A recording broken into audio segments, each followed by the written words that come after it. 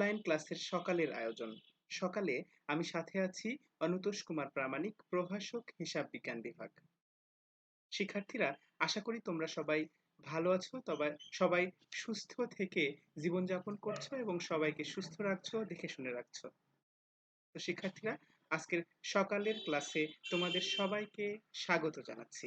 দেখো, আমরা স্লাইডে দেখতে পাচ্ছি success begins with hard work, happiness begins with good health.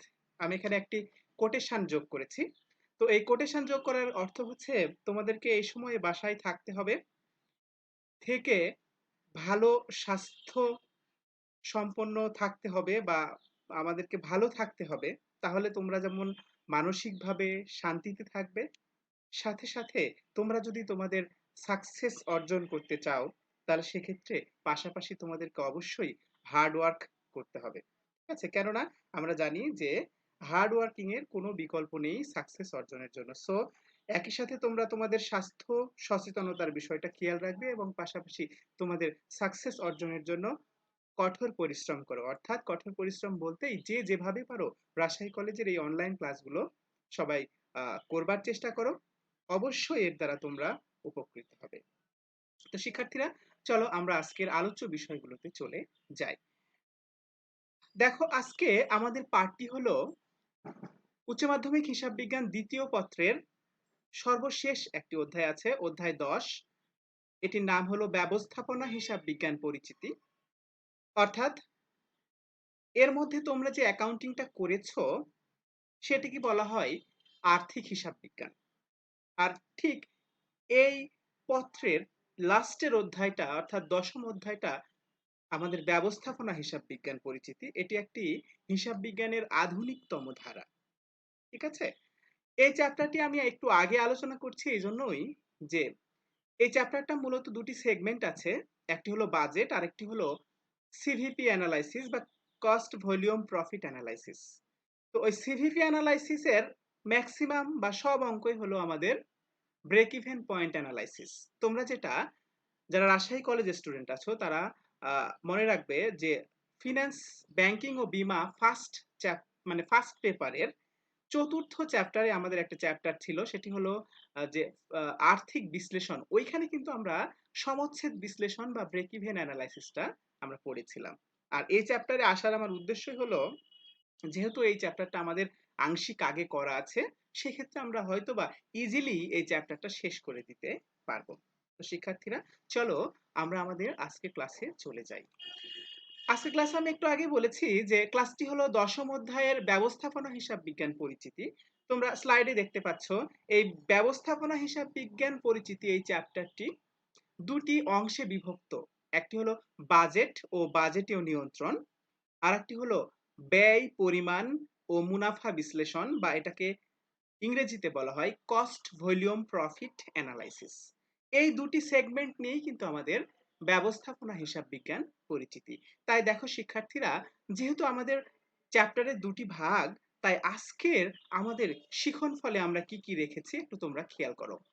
আজকের শিখন ফল অর্থাৎ আজকের এই ক্লাসটি শেষে তোমরা ব্যবস্থাপনা হিসাব বিজ্ঞান কি এবং আমরা যে আগে থেকে আর্থিক হিসাব বিজ্ঞানটা করে এসেছিলাম সেটার সাথে ব্যবস্থাপনা হিসাব বিজ্ঞানের পার্থক্যটা কোথায় মেইনলি, সেটা নিয়ে আমি তোমাদের সঙ্গে একটু কথা বলবো এবং আশা করি তোমরা ব্যবস্থাপনা হিসাব বিজ্ঞান বা ম্যানেজমেন্ট অ্যাকাউন্টিং এবং আর্থিক হিসাব বিজ্ঞান বা ফাইন্যান্সিয়াল অ্যাকাউন্টিং এই দুটার মধ্যে অবশ্যই ডিফারেন্সিয়েট বা পার্থক্য করতে পারবে। এরপরে আমি বলেছিলাম যে এই চ্যাপ্টারের একটি সেগমেন্ট হলো বাজেট। তাই আমাদের আজকের শিখন ফলও থাকবে বাজেট কি এবং বাজেট, বিভিন্ন ধরনের বাজেট আছে, সেই বাজেটগুলো কি কি এগুলো নিয়ে আমরা সংক্ষেপে আলোচনা করব। তারপরে বলেছিলাম যে বাজেটীয় নিয়ন্ত্রণ আছে। সো বাজেটীয় নিয়ন্ত্রণটা কি এটা আমরা ব্যাখ্যা করতে পারবো এবং বিভিন্ন ধরনের বাজেটের মধ্যে একটা বাজেট আছে খুবই ইম্পর্টেন্ট বাজেট, সেটি হলো বিক্রয় বাজেট। সেই বিক্রয় বাজেটটা কিভাবে তৈরি করতে হয় সেটি আমরা একটি অঙ্কের মাধ্যমে সমাধান করতে পারবো। ঠিক আছে? তো এই নিয়েই আমাদের আজকের ক্লাস। ওকে? তো চলো শিক্ষার্থীরা, আমরা আজকে আমাদের আলোচনায় চলে যাই। তো আলোচনা যাওয়ার শুরুতে আমি বলে রাখি যে হিসাব বিজ্ঞান কাকে বলে।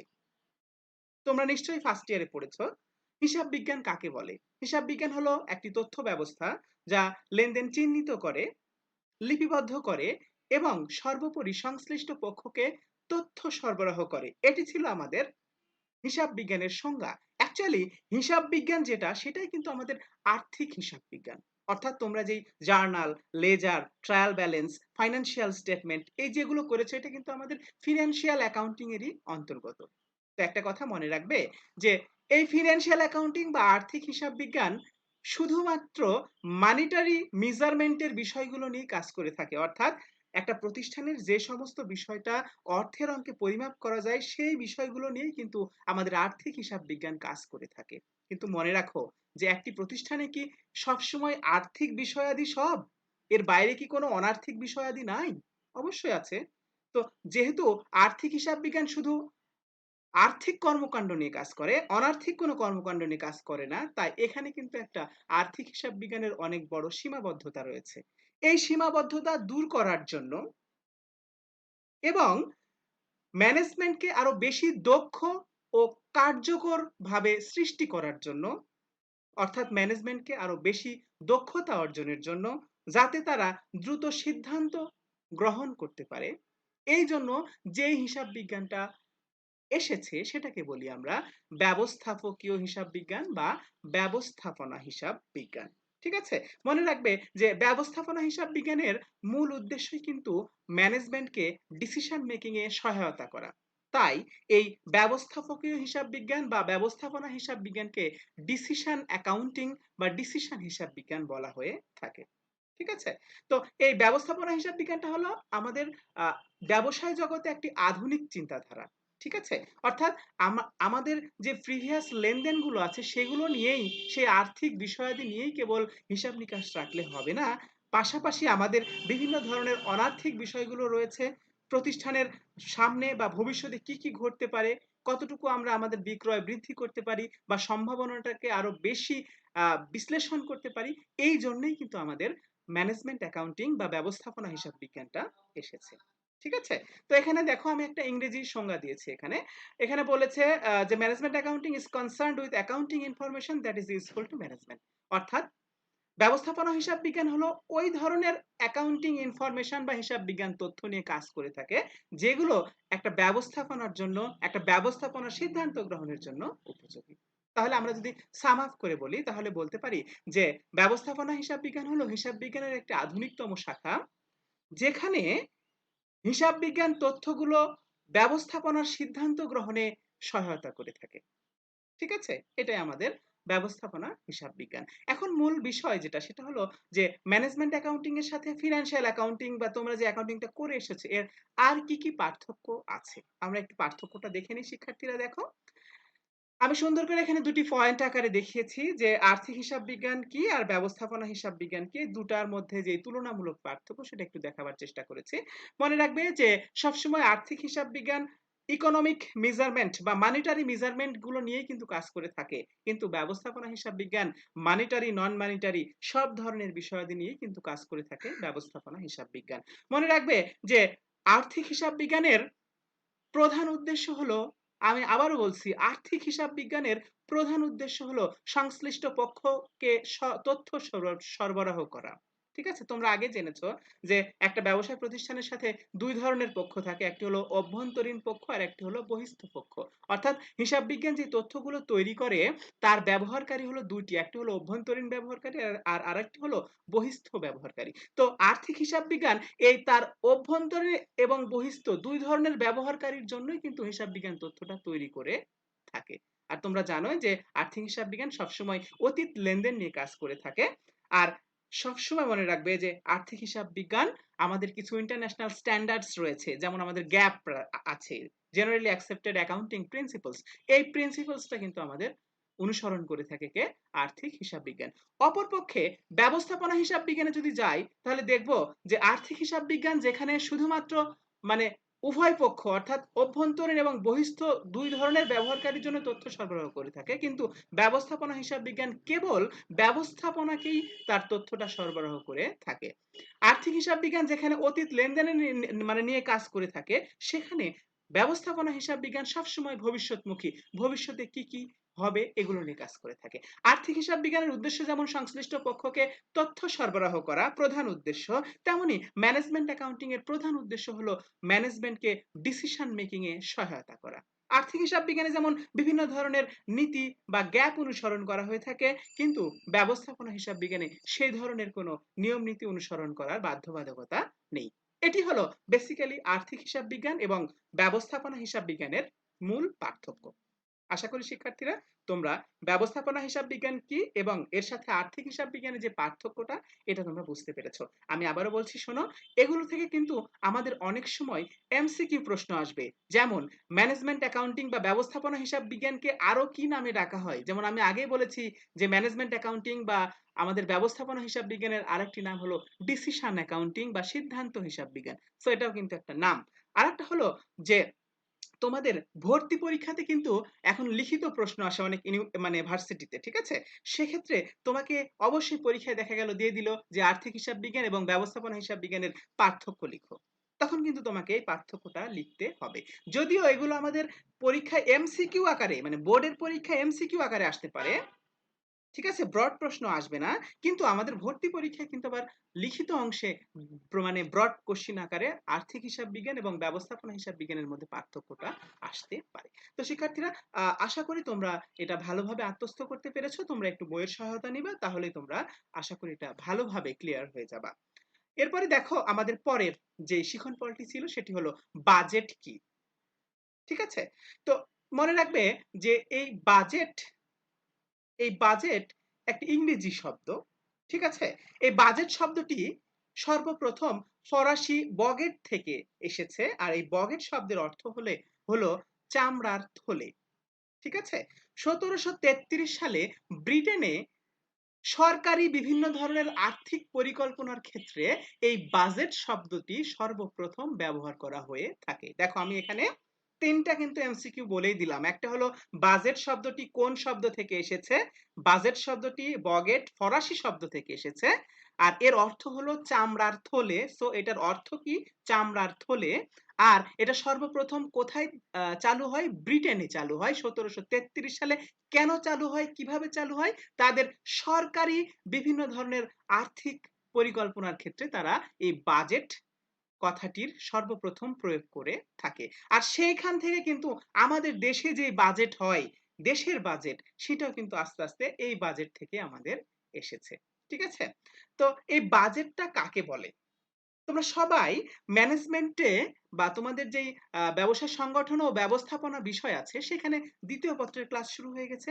ক্লাসে তোমরা অবশ্যই পরিকল্পনা চ্যাপ্টারটি পড়েছো। তো মনে রাখবে যে বাজেট আসলে কিছুই না, বাজেট হলো একটা পরিকল্পনা। সো কি হলো? বাজেটও হলো একটা পরিকল্পনা। তাহলে কোন ধরনের পরিকল্পনা? যে পরিকল্পনার সাথে সংখ্যা বা টাকার অঙ্ক বিদ্যমান থাকে তাকেই বলা হয় বাজেট। সো আমরা যদি ইংরেজিতে বলি তাহলে বলতে পারি budget is a numerical plan. অর্থাৎ বাজেট হলো সংখ্যাত্মক পরিকল্পনা। অর্থাৎ যখন পরিকল্পনাকে আমরা সংখ্যাত্মক আকারে প্রকাশ করব তখনই তাকে বাজেট বলা হয়ে থাকে। ঠিক আছে, এরপরে দেখো আমাদের একটা টপিক ছিল, সেটি হলো বাজেটীয় নিয়ন্ত্রণ কাকে বলে। তোমরা একটু ভালো করে শুনবে। বাজেটকে যখন আমরা একটা নিয়ন্ত্রণের উপায় হিসেবে ব্যবহার করব, একটা টুলস হিসেবে ব্যবহার করব, তখনই তাকে আমরা বাজেটীয় নিয়ন্ত্রণ বলবো। সিম্পল ভাষায় যে বাজেটের আলোকে যে নিয়ন্ত্রণ ব্যবস্থা নেয় একটা ম্যানেজমেন্ট তাকেই বাজেটীয় নিয়ন্ত্রণ বলে থাকে। এখন বাজেটীয় নিয়ন্ত্রণের আগে তোমাকে একটু বাজেটটা ক্লিয়ার করে দিয়ে আরো ভাবে। মনে করো 2041 সালে বাংলাদেশ উন্নত দেশ হবে, এটি হলো বাংলাদেশের পরিকল্পনা এবং এটি দীর্ঘমেয়াদী পরিকল্পনা। কি তাই নয়? অবশ্যই তাই। তাহলে 2041 সালে বাংলাদেশের মানুষের মাথাপিছু আয় কত হবে? মনে করো যে $10,000। ঠিক আছে, এই যে বাংলাদেশ উন্নত দেশ হবে, বাংলাদেশের মাথাপিছু আয় বাড়বে এবং বেড়ে কত হবে? $10,000। এটি হলো ওয়ান কাইন্ড অফ বাজেট। যদি এটা দীর্ঘমেয়াদী তারপর এটা কিন্তু বাজেট।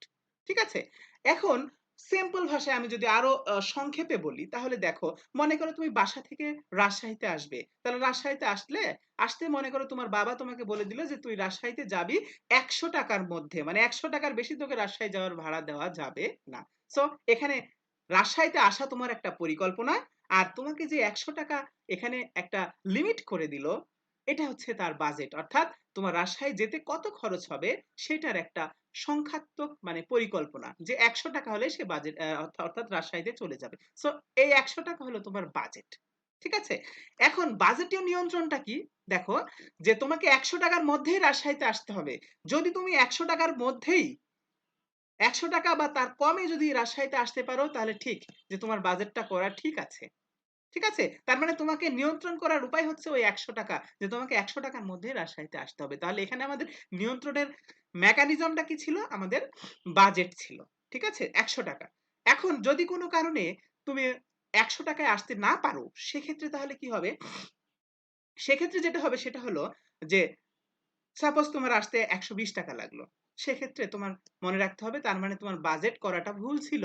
অর্থাৎ ১ম এই তোমার ওই বাসা থেকে ভ্যানে করে আসতে যে ২০ টাকা লাগতো সেটা তুমি না ধরেই তুমি বাজেটটা করে ফেলেছো। ঠিক আছে? তার মানে খেয়াল করো, আমি আবারও যদি বলি যে বাজেটকে যখন আমরা একটা নিয়ন্ত্রণের উপায় হিসেবে ব্যবহার করব, তখনই তাকে বলবো আমরা বাজেটীয় নিয়ন্ত্রণ। মনে রাখবে এই বাজেটটা একটা হলো পূর্ব নির্ধারিত অ্যামাউন্ট, যার উপর বেসিস করে আমরা বিভিন্ন ধরনের আয় বা ব্যয় করে থাকি। ঠিক আছে? যদি আমরা এই বাজেটের মধ্যে আয় এবং ব্যয় করতে না পারি বা বেশি করে ফেলি ব্যয়, সেক্ষেত্রে আমাদেরকে ওই বাজেটটা আবার রিভাইজ করতে হয়। আবার রিভাইজ করার পরে আমাদের কি করতে হয়, যে যদি কোনো সংশোধনমূলক ব্যবস্থা থাকে, সেই সংশোধনমূলক ব্যবস্থাটা প্রয়োগ করতে হয়ে থাকে। তো এটা হচ্ছে আমাদের বাজেটীয় নিয়ন্ত্রণ। অর্থাৎ বাজেটকে যখন তুমি নিয়ন্ত্রণের উপায় হিসেবে ব্যবহার করবে, তখনই সেটি হলো বাজেটীয় নিয়ন্ত্রণ। ঠিক আছে? আবার আরেকটা মানে আরেকটা উদাহরণ দিই। মনে করো যে তোমার প্রতি ইউনিটের ব্যয় ৫ টাকা তুমি বাজেটে রাখলে। ঠিক আছে? এখন যখন উৎপাদন করতে গেছো, উৎপাদন করতে গিয়ে যদি তুমি তোমার উৎপাদন ব্যয়টা ৫ টাকার, প্রতি ইউনিটের উৎপাদন ব্যয় ৫ টাকার মধ্যে রাখো, তার মানে কি তোমার বাজেটের সাথে এটা সামঞ্জস্য আছে। তার মানে কি বাজেটের আলোকে তুমি নিয়ন্ত্রণটা করছো। কিন্তু যদি কোনো কারণে ৫ টাকার বেশি ৭ টাকা হয়ে যায়, তার মানে কি তোমার বাজেট হয় নতুন করে রিভাইজ করতে হবে, অথবা বাজেট প্রণয়নে কোনো সমস্যা ছিল, কিংবা তোমার কার্যাবলী সম্পাদনের ক্ষেত্রে কোনো ত্রুটি হয়েছে, যার কারণে উৎপাদন ব্যয়টা বেড়ে গিয়েছে। সো তোমাকে তখনই আবার বিভিন্ন ধরনের মানে সংশোধনমূলক ব্যবস্থাগুলো নিতে হবে। তো এটি হলো আমাদের বাজেটীয় নিয়ন্ত্রণ, যে বাজেটের আলোকে যখন যে নিয়ন্ত্রণ ব্যবস্থাটা আমরা নিয়ে থাকি, সেটাকে বলা হয়ে থাকে বাজেটীয় নিয়ন্ত্রণ। আশা করি শিক্ষার্থীরা যে তোমরা বাজেট এবং বাজেটের নিয়ন্ত্রণটা ভালোভাবে বুঝতে পেরেছো। এরপরে দেখো, আমাদের বিভিন্ন প্রকার বাজেট রয়েছে। এখানে বাজেটকে আমরা বিভিন্ন পার্সপেক্টিভ থেকে আমরা কিন্তু আলোচনা করতে পারি। যেমন প্রথমে দেখো দেওয়া আছে সময়ের ভিত্তিতে, তারপরে আছে অবস্থার ভিত্তিতে, তারপরে দেওয়া আছে নমনীয়তার ভিত্তিতে, তারপরে দেওয়া আছে কি দেওয়া আছে দেখো, আধুনিকতার ভিত্তিতে, তারপরে কার্যভিত্তিক বাজেট। ঠিক আছে? তো মনে রাখবে যে আমি যে ধরনের বাজেটই করি না কেন, আমার অ্যাকাউন্টিং এর ক্ষেত্রে কিন্তু আমার মূল বেসিক্যালি জিনিস হচ্ছে আমার অর্গানাইজেশনের বাজেট তৈরি করা। আমার কিন্তু এখানে দেশের বাজেটের কথা বলা হয়নি। ঠিক আছে? বাংলাদেশে যেমন একটি বাজেট এই বছরও দেওয়া হয়েছে, এই বছরও দেওয়া হয়েছে। আমি একটু পরে সেটা বলবো। দেখো, তো আমরা বললাম যে বাজেটকে বিভিন্ন পার্সপেক্টিভে ভাগ করা যায়, একটা সময়ের ভিত্তিতে, অবস্থার ভিত্তিতে, নমনীয়তার ভিত্তিতে, আধুনিকতার ভিত্তিতে আর কার্যভিত্তিক। ঠিক আছে? এখন এগুলোর আবার দেখো সাব ক্যাটাগরি রয়েছে। সাব ক্যাটাগরি গুলো কি কি? একটা সময়ের ভিত্তিতে বাজেট হলো দীর্ঘমেয়াদী বাজেট আর স্বল্প মেয়াদী বাজেট। ঠিক আছে? আর এখানে মধ্যমেয়াদী বাজেটটা আমি একটু অ্যাড করেছি, এই জন্য একটু বলবো। দেখো, এই স্বল্পমেয়াদী বাজেটটা হলো যে বাজেটটা ১ বছরের মধ্যে সীমাবদ্ধ, সেটাকে বলা হয়ে থাকে স্বল্পমেয়াদী বাজেট। যেমন বাংলাদেশ সরকার যে বাজেটটা দিয়েছে, যেটা ১ জুলাই থেকে কার্যকর হয়েছে, ৫,৬৮,০০০ কোটি টাকা। এটি কিন্তু আমাদের একটা স্বল্পমেয়াদী বাজেট। ঠিক আছে? এছাড়াও আমরা যদি আমাদের ব্যবসায় প্রতিষ্ঠানের দিকে তাকাই, তাহলে বিভিন্ন ধরনের স্বল্পমেয়াদী বাজেট দেখতে পাই। যেমন মনে করো ক্রয় বাজেট। ক্রয় বাজেট মানে কি? আমরা কাঁচামাল ক্রয় করব। সেটা কি? অবশ্যই উইদিন এ ভেরি শর্ট টাইমের জন্য। আবার আমার বিক্রয় বাজেট, ঠিক আছে? আমার মজুরি বাজেট কিংবা আমার ওভারহেড বাজেট। এই সবগুলো বাজেটই হচ্ছে আমাদের কি? স্বল্প মেয়াদী বাজেট। আর দীর্ঘমেয়াদী বাজেটটা হচ্ছে যে বাজেটটা ১ বছরের বেশি সময়ের জন্য, সেটি হলো দীর্ঘমেয়াদী বাজেট। সাধারণত সমস্ত প্রকার মূলধন বাজেটটাই হচ্ছে আমাদের দীর্ঘমেয়াদী বাজেট। ঠিক আছে? যেমন তুমি একটা মেশিন ক্রয় করবা। সো মেশিনের বাজেটটা কিন্তু কখনোই স্বল্প মেয়াদী নয়। কেননা মেশিন তোমাকে অনেক বছর ধরে সার্ভিস প্রদান করবে, সেক্ষেত্রে মেশিনের বাজেটটা হচ্ছে তোমার দীর্ঘমেয়াদী বাজেট। আবার আবার বিভিন্ন ধরনের গবেষণা এবং উন্নয়ন ব্যয়, এটাও কিন্তু তোমার একটা দীর্ঘমেয়াদী বাজেট। যেমন মনে করো যে এই যে এই করোনার সময় যে বিভিন্ন ধরনের ভ্যাকসিন নিয়ে আসতেছে, এই ভ্যাকসিনের জন্য যেই বাজেটটা দিবে, যখন ভ্যাকসিনটা আবিষ্কার হয়ে যাবে, সেই বাজেট নিশ্চয়ই কোনো ১ বছরের মধ্যে সীমাবদ্ধ থাকবে না। যখনই এই প্যান্ডেমিক আসবে তখনই আবার সেখান থেকে আবার নিয়ে কি হবে, নতুন করে ভ্যাকসিন তৈরি হবে টাকা নিয়ে, ঠিক আছে?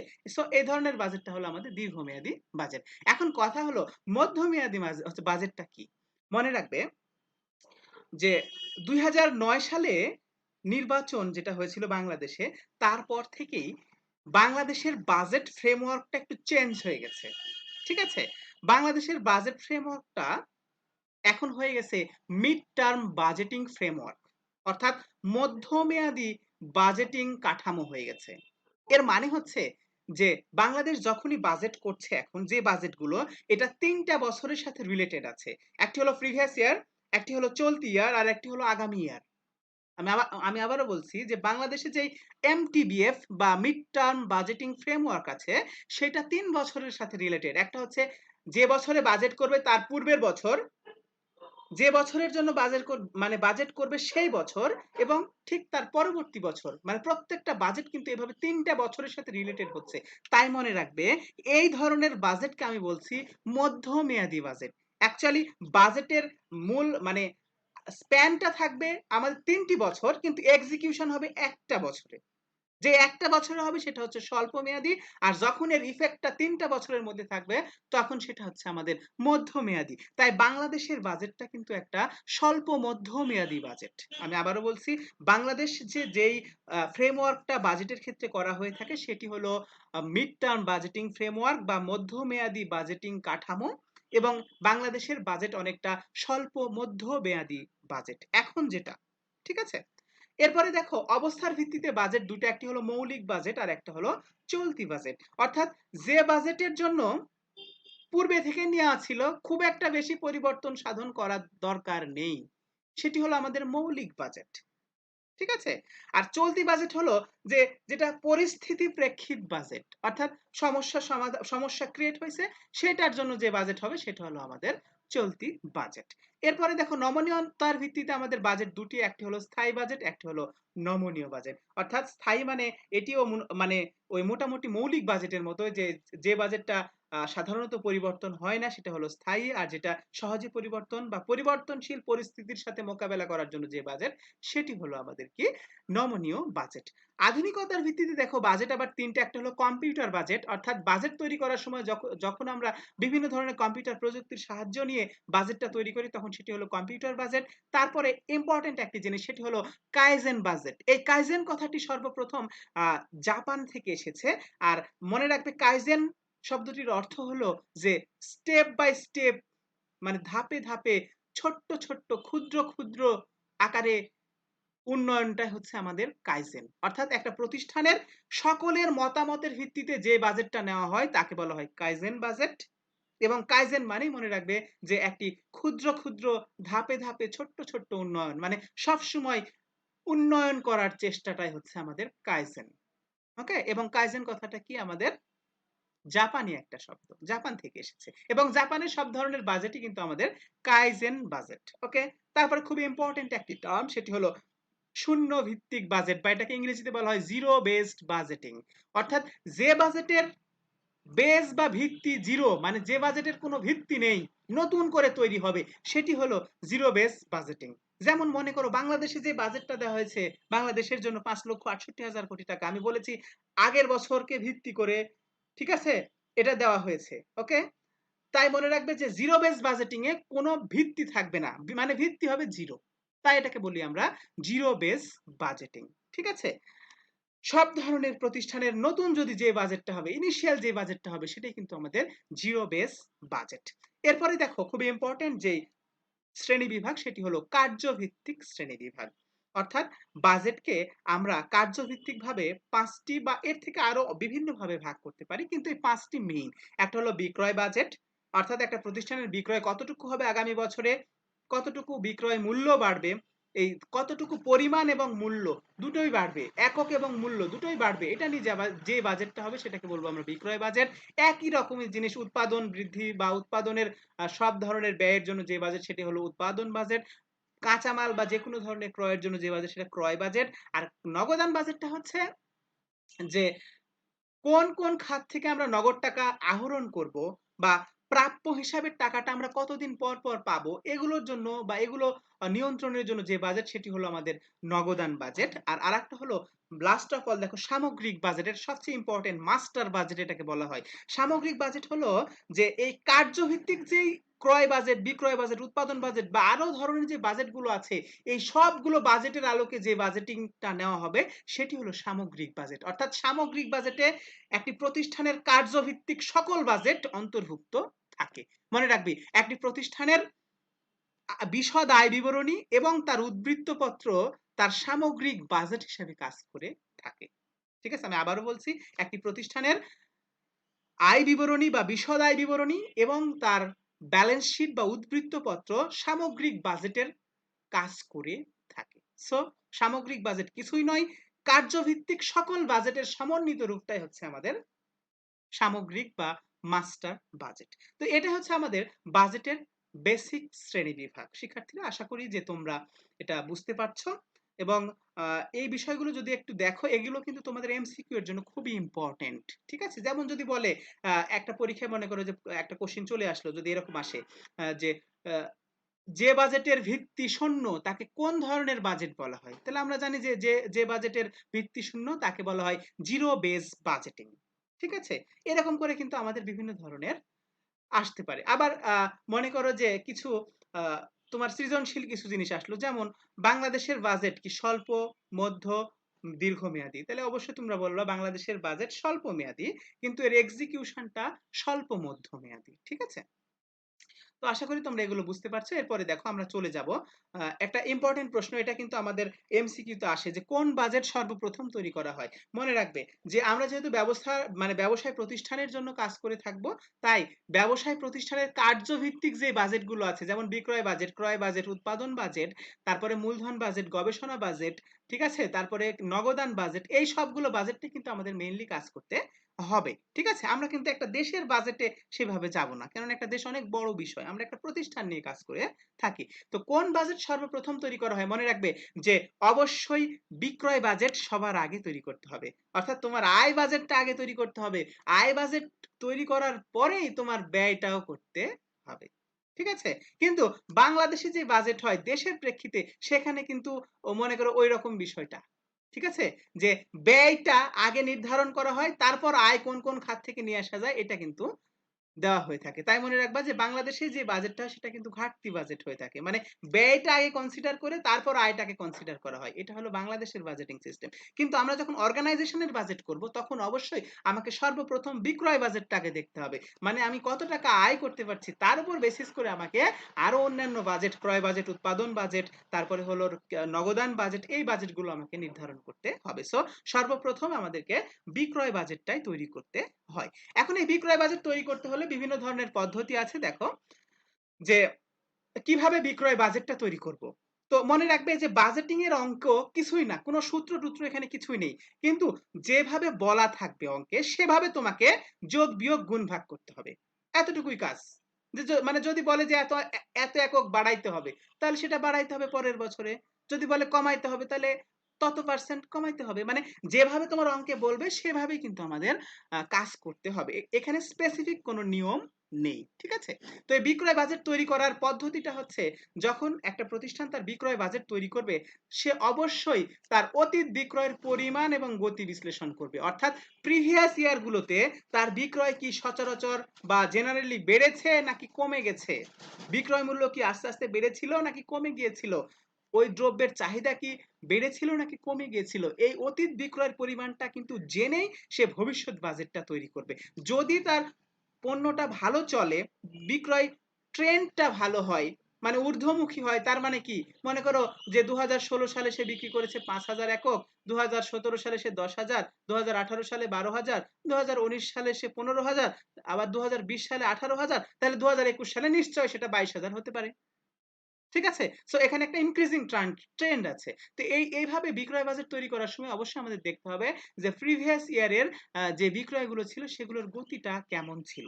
তারপরে দেখো বিক্রয় কর্মীদের দ্বারা তথ্য সংগ্রহ পদ্ধতি। তোমরা দেখে থাকবে যে বিভিন্ন ধরনের সেলস রিপ্রেজেন্টেটিভরা সবসময় বিভিন্ন দোকানে মাল সাপ্লাই করে।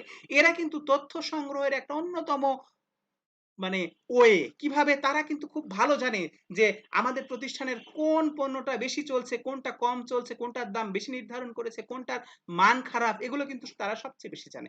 সো তাদের যে তথ্য থাকে সেই তথ্যটা অ্যানালাইসিস করেও কিন্তু আমরা বিক্রয় বাজেটটা তৈরি করতে পারি। এরপরে দেখো ৩ নম্বরে বলেছে বাজার সমীক্ষা। অর্থাৎ বিভিন্ন ধরনের প্রতিষ্ঠান কিন্তু বাজার সমীক্ষা চালায়। ঠিক আছে? এরা কিন্তু বা বিভিন্ন ধরনের সংবাদ মাধ্যম কিন্তু বাজার সমীক্ষা চালায়। এই বাজার সমীক্ষার মাধ্যমে কিন্তু আমাদের বিক্রয় বাজেটটা তৈরি করা যেতে পারে। তারপরে দেখেও এখানে দেওয়া আছে উন্নত গাণিতিক পদ্ধতি, মানে বিভিন্ন ধরনের কম্পিউটারাইজড এবং সফটওয়্যার বেসড সিস্টেম এর মাধ্যমে কিন্তু আমাদের বাজেটটা তৈরি করা যেতে পারে। সো বিক্রয় বাজেট তৈরি করতে হলে এই বিষয়গুলোকে আমাদের খেয়াল রাখতে হবে। তো শিক্ষার্থীরা দেখো আমরা এতক্ষণ পর্যন্ত চেষ্টা করেছি যে ব্যবস্থাপনা হিসাব বিজ্ঞান কি, ব্যবস্থাপনা হিসাব বিজ্ঞানের সাথে আর্থিক হিসাব বিজ্ঞানের পার্থক্যটা কি এটা বলার। তারপরে আমরা দেখেছি যে বিভিন্ন ধরনের বাজেট কি, তারপরে বাজেটীয় নিয়ন্ত্রণ কি, তারপরে বিভিন্ন ধরনের বাজেট নিয়ে কথাবার্তা বলেছি। তারপরে দেখলাম এখানে কোন বাজেট সর্বপ্রথম তৈরি করা হয় এবং তারপরে দেখলাম যে একটি বাজেট সর্বপ্রথম তৈরি করা হয় সেটি হলো বিক্রয় বাজেট, এবং সেই বিক্রয় বাজেটটা কিভাবে তৈরি করতে হয় তারও একটা পদ্ধতি আমরা দেখে নিয়েছি। এখন এই বিক্রয় বাজেটের আমরা একটা অঙ্ক দেখব। অঙ্কটা খুব সহজ, তোমরা দেখলেই করতে পারবে। ঠিক আছে? তো চলো শিক্ষার্থীরা আমরা অঙ্কে চলে যাই। দেখো এখানে বিক্রয় বাজেট সংক্রান্ত একটা অঙ্ক দেওয়া আছে। অঙ্ক একটু দেখতে বড় হলেও খুবই কিন্তু সহজ, এর থেকে সহজ অঙ্ক আর নেই। দেখো বলেছে রাজ টেলিকমের ভিভো ও স্যামসাং মোবাইলের জেলাভিত্তিক পরবর্তী 4 মাসের সম্ভাব্য বিক্রয় একক দেওয়া আছে। মানে এখানে যা দেওয়া আছে, ঠিক আছে, এখানে 4 মাসের জন্য এখানে কি দেওয়া আছে, বিভিন্ন অঞ্চলে এদের কি দেওয়া আছে, সম্ভাব্য বিক্রয় একক দেওয়া আছে। ঠিক আছে? এখানে বলেছে দেখো ভিভো আর স্যামসাং দুইটা মোবাইল, এই দুটা মোবাইলের মোট 4 মাসের বিক্রি হবে। দেখো এখানে বলেছে 5,000 একক, এর মধ্যে নরসিংদীতে বিক্রি হবে 50%, মানে 5,000-এর 50% বিক্রি হবে নরসিংদীতে। আবার দেখো কিশোরগঞ্জে বিক্রি হবে এই 5,000-এর 30%, হবিগঞ্জে বিক্রি হবে 5,000-এর 20%। স্যামসাং এরও ওই একই, দেখো এর মোট একক হচ্ছে 8,000, 4 মাসে 8,000 একক বিক্রি হবে বা 8,000 পিস বিক্রি হবে, তার মধ্যে 40%ই বিক্রি হবে কোথায়, আমাদের নরসিংদীতে। তারপরে কিশোরগঞ্জে বিক্রি হবে 35% আর হবিগঞ্জে বিক্রি হবে 25%। ওকে, এখন বলেছে প্রতিটি ভিভো মোবাইলের দাম 1500 টাকা এবং স্যামসাং মোবাইলের দাম 1200 টাকা। এটা দামও এরা নির্ধারণ করে দিয়েছে। এখন আমাদের দেখো সৃজনশীল অঙ্কে চলে যাও। ভিভো মোবাইল এবং স্যামসাং মোবাইল প্রতি জেলায় কতটি বিক্রয় হবে? খুবই সহজ। এই যে দেখো ভিভো মোবাইল এই 5,000 একককে তোমরা এখন এই পার্সেন্টেজ অনুযায়ী বিভিন্ন জেলাতে ভাগ করে দিবা, যে নরসিংদীতে 50% দিবা, কিশোরগঞ্জে দিবা 30%, হবিগঞ্জে দিবা 20%, তাহলে হয়ে গেল।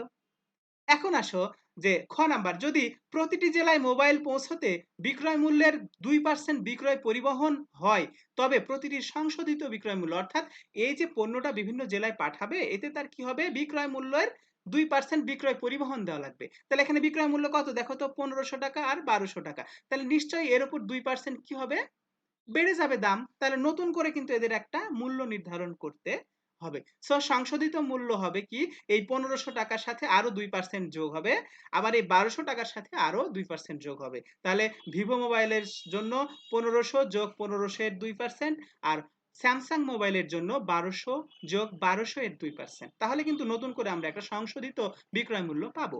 এখন বলেছে বর্ধিত মূল্য ধরে, তার মানে এই যে সংশোধিত যে মূল্যটা আমরা বের করলাম সেটা ধরে আমাদের প্রত্যেকটা জেলার জন্য একটা করে কি করতে হবে, বিক্রয় বাজেট তৈরি করতে হবে।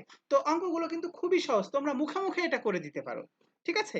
আমরা একটু দেখি। দেখো এখানে সমাধান করবার চেষ্টা করেছি। দেখো প্রতি জেলার বিক্রয় নির্ণয় কিভাবে নির্ণয় করব, দেখো মানে দুইটা মোবাইলের নাম দুইটা, একটা ভিভো একটা স্যামসাং। এখানে কিন্তু কোনো স্পেসিফিক মানে ছক বা টেবিলের কিন্তু কোনো দরকার নেই, তোমরা যে কোনো ভাবে এটা করতে পারো, কোনো সমস্যা নেই। তোমরা আমি যেমন এখানে মনে করো যে হরিজন্টালি দিয়েছি জেলা আর নিচে দিয়েছি মনে করো এই যে এই ভার্টিক্যালি দিয়েছি হচ্ছে মোবাইলের নাম, তোমরা কোনো সমস্যা নেই, তোমরা ইচ্ছা করলে হরিজন্টালি তোমরা মোবাইলের নাম আর ভার্টিক্যালি তোমরা জেলার নাম দিতে পারো, কোনো সমস্যা নেই। তোমরা এখানে কোনো আবার তোমরা শখ না করেই ভিভো মোবাইলের জন্য নরসিংদী, কিশোরগঞ্জ, হবিগঞ্জ আলাদা আলাদা ভাবে করতে পারো, আবার স্যামসাং এর জন্য নরসিংদী, কিশোরগঞ্জ, হবিগঞ্জ করতে পারো। এখানে কোনো ধরাবাঁধা কোনো নিয়ম নেই, ঠিক আছে? তো খুবই সহজ, দেখো আমি এখানে খুব সহজভাবে করে দেওয়ার চেষ্টা করেছি যে ভিভো মোবাইলের দেখো 5,000 মোট একক ছিল, তার 50% বিক্রি হবে নরসিংদীতে, তাহলে নরসিংদীতে বিক্রি হবে 2500টি, কিশোরগঞ্জে 5,000-এর 30%, তাহলে 1500টি, আর হবিগঞ্জে 5,000-এর 20%, তাহলে হবে 1000টি। ওকে, এখন স্যামসাং মোবাইলে যদি যায় তাহলে দেখো 8,000 মোট একক, তার মধ্যে 40% বিক্রি হবে কোথায়, নরসিংদীতে, তাহলে 3200টি, আর 8,000-এর 35% বিক্রি হবে কত, কিশোরগঞ্জে, কত 2,800টি, আর হবিগঞ্জে বিক্রি হবে আমাদের কত, এখানে 25% 2,000টি। সো এইভাবে আমাদের কিন্তু প্রত্যেকটা জেলার, কেননা পার্সেন্টেজ দেওয়া ছিল, সেই পার্সেন্টেজটা আমরা টোটালের উপর চার্জ করে দিলাম, তাহলে আমাদের প্রতিটি জেলার বিক্রয় আমরা পেয়ে গেলাম।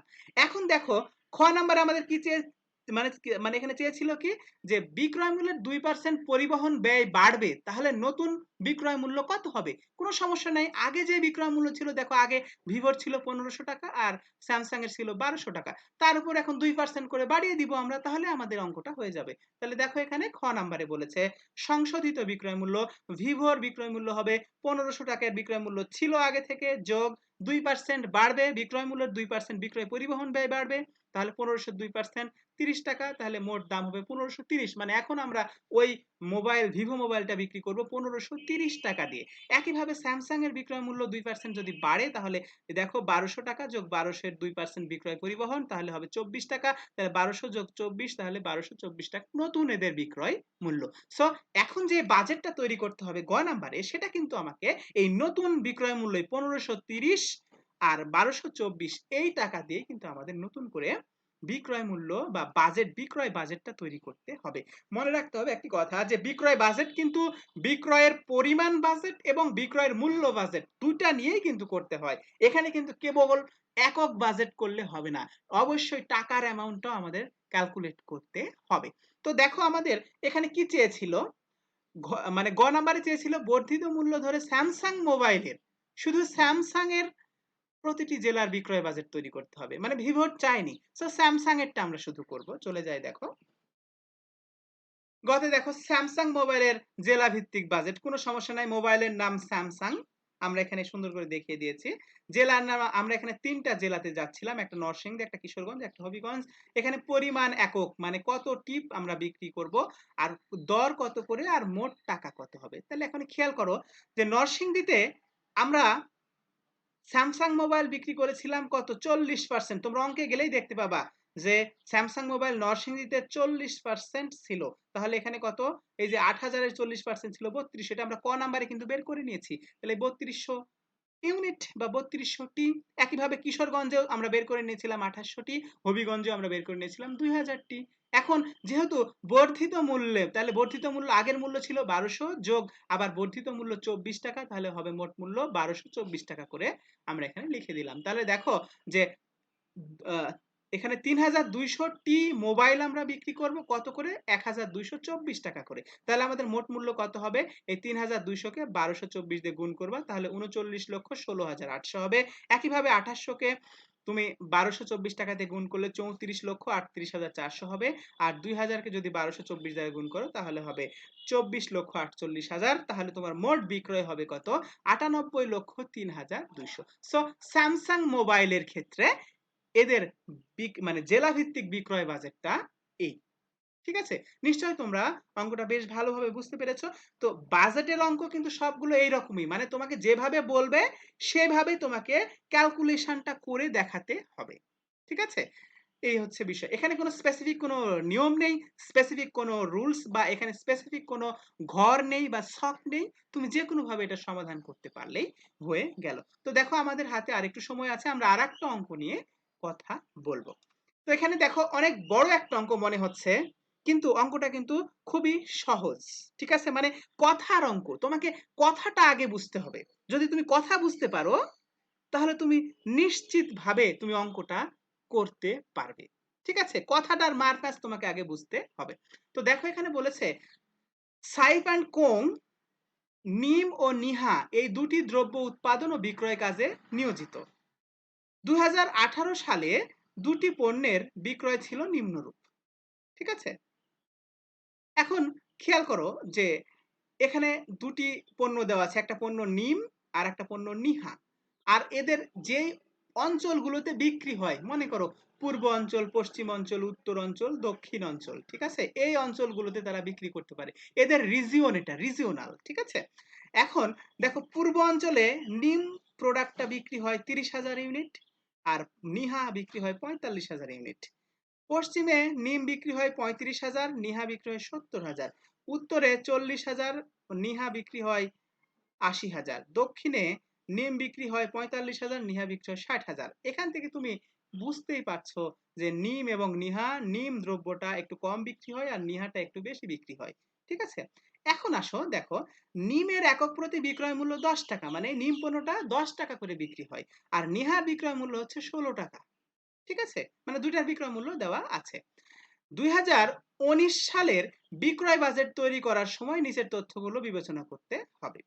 মনে করো আমি এখানে এই তথ্যটা দিয়েছি। প্রথমেই দেখো করোনায় কাঁচামালের সংকটের কারণে, যদিও 2019 সালে করোনা ছিল না, তার মানে মনে রাখবে যে করোনা ছাড়া অন্য কোনো মানে প্রাকৃতিক বিপর্যয়ের কারণে। ঠিক আছে, তো মনে করো কোনো প্রাকৃতিক বিপর্যয়ের কারণে কাঁচামালের সংকটের কারণে নিহা বলেছে নিহা পণ্যের উৎপাদন ক্ষমতা 20% হ্রাস পাবে। তার মানে আগে যেভাবে তারা উৎপাদন করেছিল, এই যে এটা কিন্তু তারা উৎপাদন করে এবং বিক্রয় করে, মনে রাখবে যা উৎপাদন করে তাই বিক্রি করে। তাহলে এই যে যে মানে যত একক তারা উৎপাদন করেছিল, সেই উৎপাদন ক্ষমতার 20% করে হ্রাস পাবে, মানে কমে যাবে। ঠিক আছে, এটা কিন্তু ইম্পর্টেন্ট জিনিস। তারপরে ফলে যেহেতু এদের উৎপাদন হ্রাস পাবে আর এই পণ্যটা বাজারে অনেক বেশি চলছে, দেখো তুমি এখানে দেখলেই বুঝতে পারবা যে বিভিন্ন অঞ্চলে সবচেয়ে বেশি বিক্রি হয়েছে নিহা পণ্যটা। ঠিক আছে, তাহলে যেহেতু এটা বাজারে বেশি চলছে, সেক্ষেত্রে এরা কি করবে, উৎপাদন যদি হ্রাস পাবে তখন এরা বিক্রয় মূল্যটা বৃদ্ধি করবে কত, 25%। কেননা আমাদের তো খরচটা উঠিয়ে নিয়ে আসতে হবে। ঠিক আছে, সেক্ষেত্রে এরা কি করলো, যে উৎপাদন ক্ষমতা কাঁচামালের জন্য ঠিকই আছে যে হ্রাস পেল, কিন্তু এর জন্য তারা কি করে দিল, বিক্রয় মূল্যটা বৃদ্ধি করে দিল 25%। ঠিক আছে, তার মানে নিহার বিক্রয় মূল্য আগে ছিল 16 টাকা, এখন বিক্রয় মূল্য বৃদ্ধি আরো 25% বেড়ে যাবে। ওকে, আবার অপরপক্ষে নিহার দেখো যা একক ছিল তার থেকে 20% করে কি হবে, কমে যাবে। আবার বলেছে 2 নাম্বার, যেহেতু নিহার উৎপাদন ক্ষমতা কম হবে, তাই ওই সময়ে বিকল্প আরেকটি পণ্য রেইন, যা নিহার হ্রাসকৃত অংশের 3 গুণ উৎপাদন করা সম্ভব এবং এর দাম হবে একক প্রতি 8। আচ্ছা শোনো এখন বিষয়টা, নিহার যদি 20% উৎপাদন ক্ষমতা হ্রাস পায়, তাহলে ওই সময়টা আমাদের যে কারখানা আছে, কারখানার যন্ত্রগুলো নিশ্চয়ই অলস হয়ে থাকবে। তো অলস না রেখে যে নিহার পণ্যের কাঁচামালের সংকট হয়েছে ঠিক আছে, কিন্তু আর একটি পণ্যের কাঁচামাল, যেমন সেই পণ্যটার নাম দিয়েছে এখানে রেইন। মনে করো এই রেইন একটা হ্যান্ড স্যানিটাইজার, তো হ্যান্ড স্যানিটাইজার এখন সবচাইতে বেশি চলছে, তখন দেখছে যে যেহেতু নিহার কাঁচামাল সংকট ও 20% হ্রাস পাবে, এই জন্য করলো কি, যে রেইন প্রোডাক্ট যেহেতু আসে, তাহলে নিহার যেই উৎপাদন ক্ষমতা হ্রাস পেল, ওই সময়টাতে রেইন প্রোডাক্টটা তৈরি করে ফেলবে। এবং কতটুকু তৈরি করবে, যে নিহার যেই যতটুকু পণ্য হ্রাস পেয়েছে, যত একক পণ্য হ্রাস পেয়েছে, তার 3 গুণ একক তারা উৎপাদন করবে। ঠিক আছে, আমরা অঙ্ক করতে গেলে সুবিধা হবে। আর এর প্রত্যেকটা এককের দাম হবে কত, 8 টাকা। এখন বলেছে 2019 সালে 3টি পণ্যের বিক্রয় মূল্য কত। তো চলে যাও শিক্ষার্থীরা, দেখো সহজ অঙ্ক, কোনো সমস্যা না। আমাদের এখানে পণ্য আছে 3টা, একটা নিম, একটা নিহা আর একটা রেইন। তো দেখো 2018 সালে বিক্রয় মূল্য নিম ছিল 10, নিহা ছিল 16, আর 2018 সালে রেইন ছিল না। পরিবর্তন হয়েছে কি, দেখো নিমের কোনো পরিবর্তন হয়নি, কেননা নিমের কোনো তথ্য এখানে দেওয়া নেই। ঠিক আছে, কিন্তু নিহা কি বলেছে, যে 25% বাড়বে, তাহলে 16 টাকার 25% কত হয়, 4 টাকা। এটা কিন্তু মনে রাখতে হবে, 16 টাকার 25% কত, 4 টাকা। সো 4 টাকা বাড়লো। আর নতুন পণ্য হলো কে, রেনের দাম কত, 8 টাকা করে নির্ধারণ করলো। তাহলে 2019 সালের বিক্রয় মূল্য কি হবে দেখো, নিমের যা দাম ছিল তাই 10 টাকায় থাকবে, কিন্তু নিহার দামটা বৃদ্ধি পেয়ে হবে কত, 20 টাকা। আর রেনের দাম যেহেতু নতুন পণ্য তাই যা আছে তাই 8 টাকা। ঠিক আছে। এই এখন দেখো আমাদের খ নাম্বারে চেয়েছিল 2019 সালের নিহা এর বিক্রয় লক্ষ্যমাত্রা কত। বিক্রয় লক্ষ্যমাত্রা মানে বিক্রয়ের একক কত, একক লক্ষ্য কত, লক্ষ্য উদ্দেশ্য কত, যে তারা কত একক পণ্য বিক্রি করতে চাচ্ছে। এখন এই নিহা যখন তুমি বিক্রয় লক্ষ্যমাত্রা নির্ধারণ করতে লাগবে, সঙ্গে সঙ্গে কিন্তু তোমার দেখতে হবে যে নিহার 2018 সালে কত একক তারা পণ্য বিক্রি করেছে, আর ইনস্ট্রাকশনে কি বলা হয়েছে, এই যে দেখো ইনস্ট্রাকশনে বলেছে তাদের উৎপাদন 20% কমে যাবে, তাহলে নিশ্চয়ই উৎপাদন যদি কমে যায় তাহলে কি তাদের বিক্রয় লক্ষ্যমাত্রা কি হবে, কমে যাবে। এইভাবে দেখো আমরা অঙ্কটা সলভ করেছি। নিহা এবং রেন দুটাই আমি এখানে করে দিয়েছি, তোমরা নিহারটা করবে শুধু, তাহলে হবে। দেখো নিহার এখানে দেখো আমরা যে 4টি অঞ্চল আমরা হরিজন্টালি দিয়েছি, পূর্ব, পশ্চিম, উত্তর, দক্ষিণ। নিহা 2018 সালের বিক্রয় ছিল 45,000, তারপর এটা ছিল পূর্বে, পশ্চিমে ছিল 70,000, উত্তরে ছিল কত 80,000, আর দক্ষিণে ছিল 60,000। এখন বলেছে যে কাঁচামাল সংকটের কারণে 20% হ্রাস পাবে, তাহলে এই যে যা আগের বছরে ছিল তার তুলনায় 20%, তাহলে 45,000-এর 20% কত হবে, 9,000। ঠিক আছে। একইভাবে 70,000-এর 20% কত হবে, 14,000। 80,000-এর 20% কত হবে, 16,000। 60,000-এর 20% কত হবে, 12,000। সো এই পরিমাণ এককটা কি হবে, এদের হ্রাস পেয়ে যাবে। তাহলে এদের 2019-এর বিক্রয় লক্ষ্যমাত্রা হবে কত, 45 থেকে 9,000 মাইনাস করে দিলে 36,000, এটা 56,000, এটা 64,000, এটা 48,000। ঠিক আছে। এতটুকু কিন্তু আমাদের চাওয়া হয়েছিল, কিন্তু আমি এখানে দেখো রেনেরটাও বের করে দিয়েছি। তে রেইনের বিক্রয় লক্ষ্যমাত্রা কি হবে, আমাদের অঙ্কে বলে দিয়েছিল রেইনের লক্ষ্যমাত্রা হবে যে নিহার হ্রাসকৃত পরিমাণের 3 গুণ। তাহলে এখন চলে আসি, দেখো নিহা এর হ্রাসকৃত পরিমাণের 3 গুণ, তাহলে নিহা কতটুকু হ্রাস পেয়েছে, পূর্বতে 9,000 একক, তার 3 গুণ, তাহলে 3 নং কত হয়, 27,000। সো 2019 সালে রেইনের লক্ষ্যমাত্রা হবে পূর্ব দিকে 27,000 ইউনিট। পশ্চিমে দেখো এটা হ্রাসকৃত পরিমাণ ছিল 14,000, সেখানে তার 3 গুণ, তাহলে 3 14 কত হয়, 42,000 ইউনিট হবে পশ্চিমে, এটা রেইনের লক্ষ্যমাত্রা। উত্তরে দেখো কমে গিয়েছিল 16,000, তার 3 গুণ, 3 16 48,000 একক, এটা হবে উত্তরের লক্ষ্যমাত্রা রেইনের। আবার একইভাবে 12,000 কমে গিয়েছিল নিহার, সেটার 3 গুণ, 3 12 36,000 টাকা, 36,000 একক, সেটা হবে দক্ষিণের লক্ষ্যমাত্রা। এভাবে কিন্তু আমাদের রেইনের লক্ষ্যমাত্রাটা আমরা নির্ধারণ করলাম। শিক্ষার্থীরা তোমরা এখানে কোনো কঠিন কিছু নাই, তোমরা শুধু অঙ্কের যেই কথাগুলো আছে কথাগুলো পড়ে বুঝবার চেষ্টা করবে, তাহলেই তোমরা অঙ্কটা পেরে যাবে। তো এটা আমরা নিহা এবং রেনের বিক্রয় লক্ষ্যমাত্রাটা নির্ধারণ করলাম এককে। এখন দেখো বলেছে আমাদের এখানে নিশ্চয়ই বলেছে, দেখো আমাদের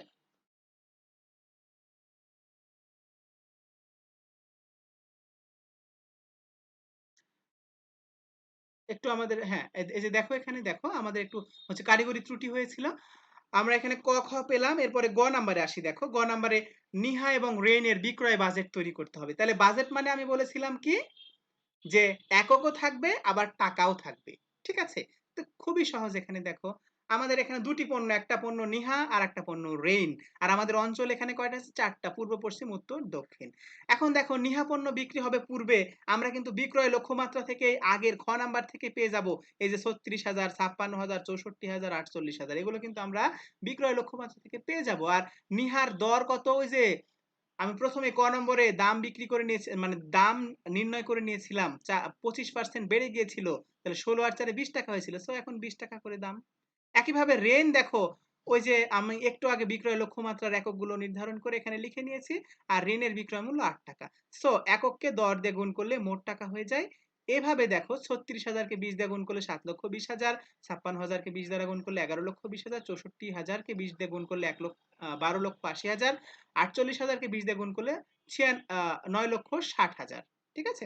এভাবে সবগুলো যোগ করলে আমাদের পণ্য নিহা মোট 2,04,000 একক বিক্রি হবে 20 টাকা করে, মোট দাম হবে 40,80,000 টাকা। একইভাবে যদি রেইনে চলে যাও, দেখো রেইনের পূর্ব অংশের লক্ষ্যমাত্রা ছিল 27,000, প্রতি এককের দাম 8 টাকা করে, তাহলে দাম হবে 2,16,000। তারপরে দেখো 42,000 ইউনিট, 8 টাকা করে 3,36,000, 48,000 ইউনিট 8 টাকা করে 3,84,000, আর 36,000 ইউনিট 8 টাকা করে 2,88,000। এই সবগুলো যোগ করলে আমাদের মোট বিক্রি হবে রেইন 4টা অঞ্চলে 1,53,000 একক, আর এইটার দর হবে 8 টাকা করে, আর মোট মূল্য হবে আমাদের বিক্রি হবে 12,24,000 টাকা। তো এটা হচ্ছে আমাদের পণ্য নিহা এবং রেইনের বিক্রয় বাজেট। নিশ্চয়ই শিক্ষার্থীরা দেখো বিক্রয় বাজেটে মনে রাখবে যে আমাদের এককও থাকবে, এখানে দরও থাকবে, আবার মোট টাকার পরিমাণও থাকতে হবে। এটি হলো বিক্রয় বাজেটের বিশেষত্ব। ঠিক আছে, তো আমি এতক্ষণ দেখো বিক্রয় বাজেটের দুটি অঙ্ক করে দিলাম, কোনো অঙ্কই কঠিন নয়, শুধু তোমাকে কথার মার পাঁচটা বুঝতে হবে, অর্থাৎ যেভাবে তোমাকে বলেছে বাড়াতে বা কমাতে তোমাকে সেইভাবে বাড়াতে বা কমাতে হবে, তাহলে তুমি নতুন তোমার বাজেটটা নিতে পারবে।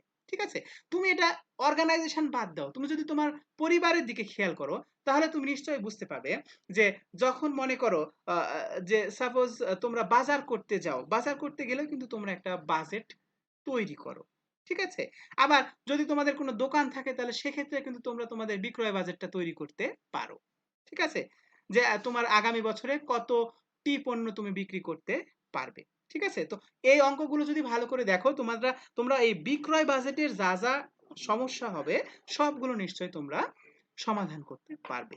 ঠিক আছে, তো শিক্ষার্থীরা আজকে আমরা আমাদের ক্লাসে দেখো অনেকগুলো বিষয় নিয়ে কথাবার্তা বলেছি। প্রথমে আমরা ব্যবস্থাপনা হিসাব বিজ্ঞান চ্যাপ্টার নিয়ে কথা বলছিলাম। এটা দুইটা অংশ ছিল, একটা বাজেটীয় নিয়ন্ত্রণ আর একটা হচ্ছে সিভিপি অ্যানালাইসিস।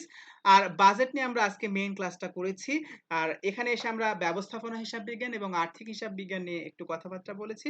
বলবার পরে আমরা কিন্তু চলে গিয়েছি আমাদের বিভিন্ন ধরনের বাজেট কি, বাজেট কেন তৈরি করা হয়, বা বাজেটীয় নিয়ন্ত্রণটা কি, বাজেট শব্দটি প্রথম কোথা থেকে এসেছে, প্রথম কোথায় ব্যবহৃত হয়েছে, ওই ফরাসি শব্দটির অর্থ কি, এগুলো কিন্তু আমরা শিখেছি। তারপরে দেখো আমরা মানে আলোচনা করবার চেষ্টা করেছি যে কোন বাজেটটি আগে তৈরি করা হয়। তারপরে আমরা আলোচনা করবার চেষ্টা করেছি যে বিক্রয় বাজেট তৈরি করার আগে কি কি ধরনের পদ্ধতিগুলো অবলম্বন করতে হয় বা কার উপর বেসিস করে বিক্রয় বাজেট তৈরি করা হয়। তারপরে আমরা এসে কি করছি, দুটি বিক্রয় বাজেটের অঙ্ক করেছি। অঙ্ক দুটি খুবই সহজ, শুধু কথাগুলো তোমাদের বুঝলেই তোমরা নিশ্চয়ই অঙ্ক করতে পারবে।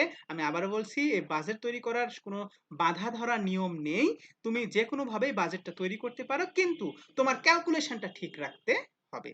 ঠিক আছে, এখানে কোনো নিয়ম নীতিও নেই, কিন্তু কোনো ছকও নেই সুনির্দিষ্ট, বাট তোমাকে যেভাবে চেয়েছে সেভাবেই কিন্তু তোমাকে বাজেটটা করে দেখাতে হবে। আশা করি শিক্ষার্থীরা তোমাদের জন্য ক্লাসটি অনেক ভালো হবে, তোমরা অবশ্যই অঙ্কগুলো বুঝতে পারবে, করতে পারবে। তো দেখো আমরা ক্লাসের শেষ পর্যায়ে চলে এসেছি। আমি ক্লাসে একটি এখানে স্লোগান রেখেছি, ওয়্যার মাস্ক সেভ লাইফ, অর্থাৎ তোমরা সবাই মাস্ক পরিধান করো এবং জীবন বাঁচাও। ঠিক আছে, সো তোমাদেরকে অনেক অনেক ধন্যবাদ জানাচ্ছি আমাকে এতক্ষণ পর্যন্ত সময় দেওয়ার জন্য এবং ক্লাসের সাথে থাকার জন্য। সবাইকে ধন্যবাদ জানিয়ে আমার ক্লাসটা আজকে শেষ করছি। Thank you.